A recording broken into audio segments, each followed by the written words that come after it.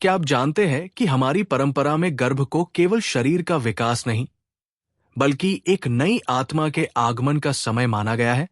शास्त्र कहते हैं कि गर्भ में पल रहा शिशु मां के विचार, आचरण और वातावरण से गहराई से प्रभावित होता है। हमारे ग्रंथों में कई उदाहरण मिलते हैं, जैसे श्रीमद् भागवतम में वर्णित अभिमन्यु, जिसने गर्भ में ही युद्ध की विद्या सुनी थी। इसी तरह की एक प्रेरणादायक कथा आज हम सुनेंगे।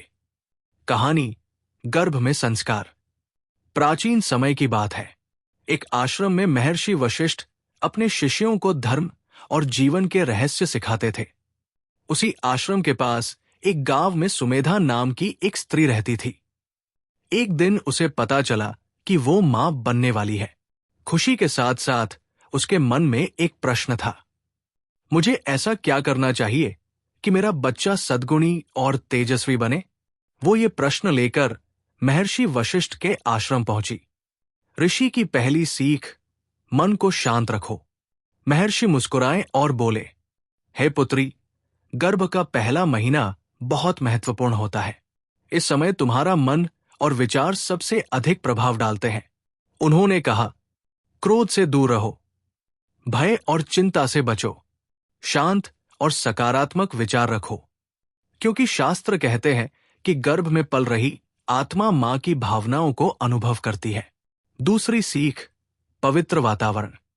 ऋषि ने आगे कहा, तुम्हारे घर का वातावरण भी शिशु के संस्कार बनाता है।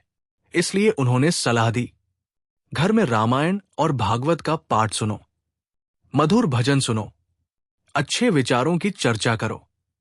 उन्होंने उदाहरण दिया, जब प्रहलाद अपनी माता के गर्भ में थे, तब उनकी माता ने ऋषि नारद से भगवान की कथा सुनी।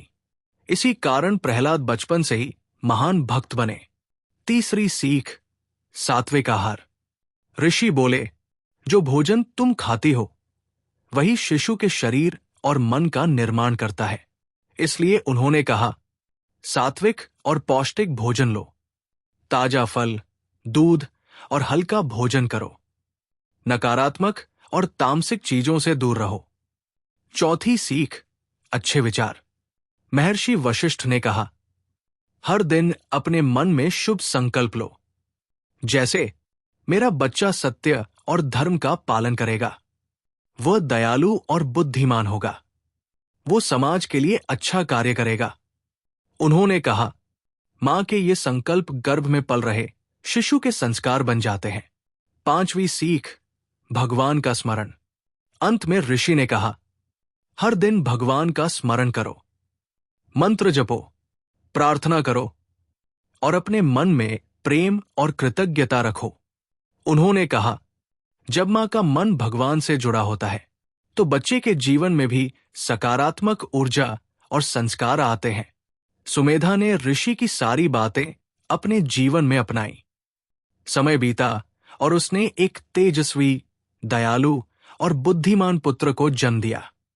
तब गांव के लोग कहते थे, ये बच्चे की शिक्षा जन्म के बाद नहीं, बल्कि गर्भ में ही शुरू हो गई थी। हमारी परंपरा हमें यही सिखाती है, गर्भावस्था केवल शारीरिक प्रक्रिया नहीं, बल्कि संस्कारों का निर्माण है। इसलिए पहले महीने से ही मन शांत रखें, सकारात्मक वातावरण रखें, सात्विक आहार लें और भगवान का स्मरण करें।